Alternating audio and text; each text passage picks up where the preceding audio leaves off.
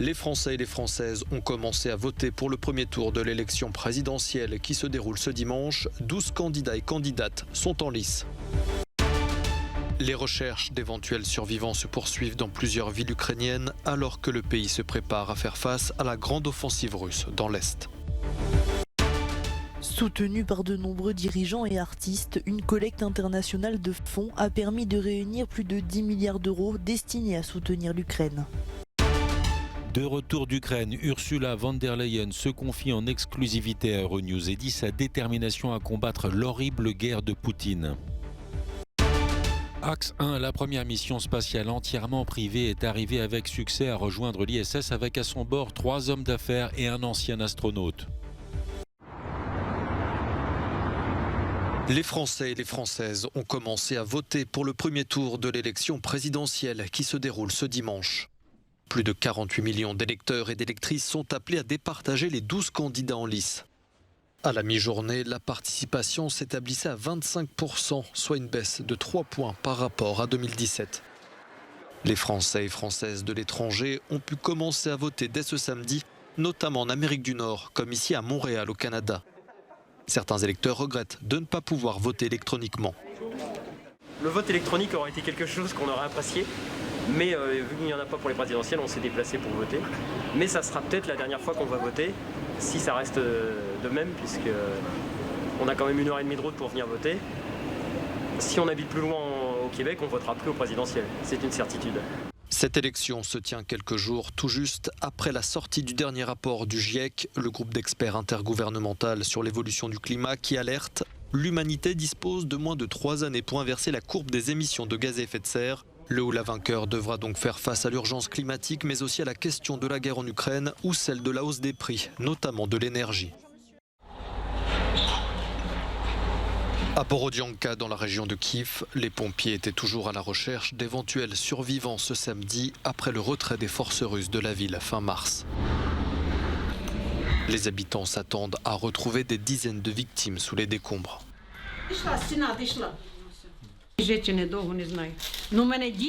Ma fille et mon gendre sont sous les décombres depuis 36 jours. Ils sont morts. Ils ne sont plus là et je reste avec mes petits-enfants qui sont orphelins. Ces 2 petits-enfants, 2 adolescents, ont été évacués en Pologne. Avant l'invasion russe, la ville comptait plus de 12 000 habitants. Ceux qui sont encore présents ou qui ont réussi à survivre essaient de pallier l'absence d'électricité, de gaz et de services. Quelques kilomètres plus loin, à Boutcha, la ville devenue le symbole des atrocités de l'invasion russe, des civils faisaient la queue ce samedi pour recevoir de la nourriture donnée par l'église locale. À Barvinkove, dans l'est du pays, des soldats ukrainiens et des membres de la défense territoriale fortifient leur position dans l'attente de la grande offensive russe. L'est du pays étant devenu la cible prioritaire de Moscou. À Kramatorsk, après le massacre survenu vendredi à la gare, visé par un missile et qui a fait 52 morts, l'évacuation de la population se poursuit par bus.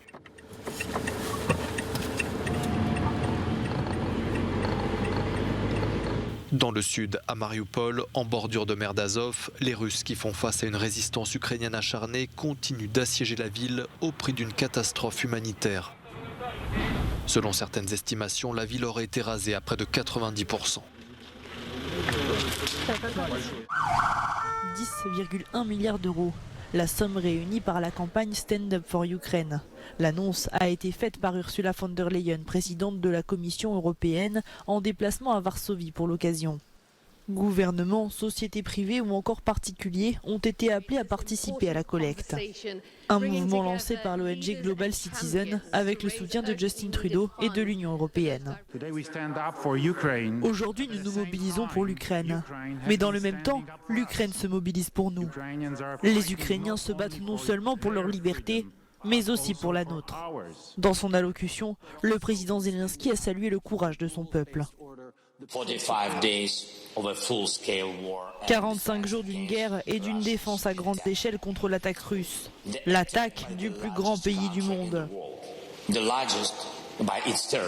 Le plus grand par son territoire. Le plus grand par son agressivité.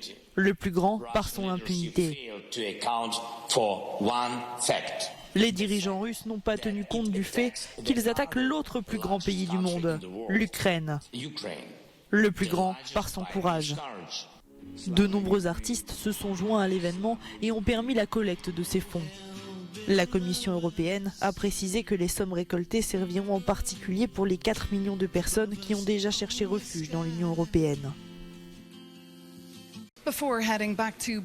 Avant de rentrer à Bruxelles et après sa visite à Kiev, la présidente de l'Union européenne, Ursula von der Leyen, fait étape à Varsovie à l'occasion de la mobilisation Stand Up for Ukraine. Madame la présidente von der Leyen, merci d'être avec nous sur Euronews. Vous avez passé une semaine très intense, vous étiez à Kiev et à Boutcha. Comment, de retour à Bruxelles, cela va-t-il changer votre prise de décision ?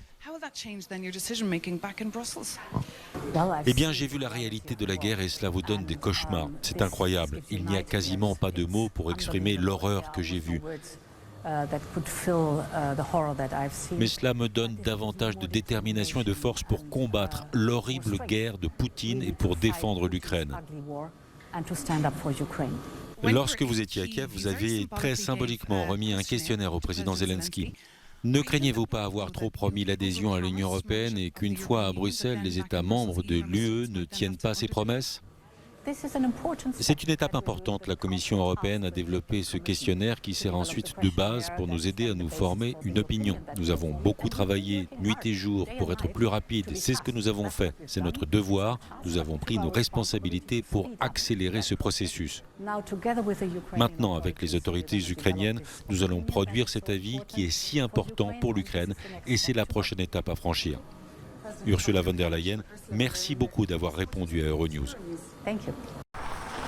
Les œuvres d'art que la Finlande avait saisies sont finalement revenues en Russie. Le ministère russe de la Culture a confirmé avoir récupéré les tableaux prêtés pour des expositions en Italie et au Japon. Les autorités finlandaises avaient dans un premier temps saisi les toiles, les statues et les autres pièces prêtées par les musées russes. Helsinki craignait de contrevenir aux sanctions européennes contre Moscou. Le différend entre Helsinki et Moscou a été réglé au moment où la Russie négociait la restitution par la France de la collection Morozov. Les œuvres étaient exposées à la Fondation Louis Vuitton à Paris depuis septembre dernier. Toutes les œuvres seront rendues à la Russie à l'exception d'au moins 2 tableaux. Un tableau appartient à un oligarque russe dont les avoirs sont gelés en raison des sanctions contre la Russie pour l'invasion de l'Ukraine. L'autre tableau appartient au musée des Beaux-Arts de Dnipropetrovsk et les autorités ukrainiennes ont demandé à la France de le conserver temporairement. Un 3e tableau fait encore l'objet d'un examen par les services de l'État français. Un militant palestinien a été tué à Jénine dans des affrontements avec l'armée israélienne.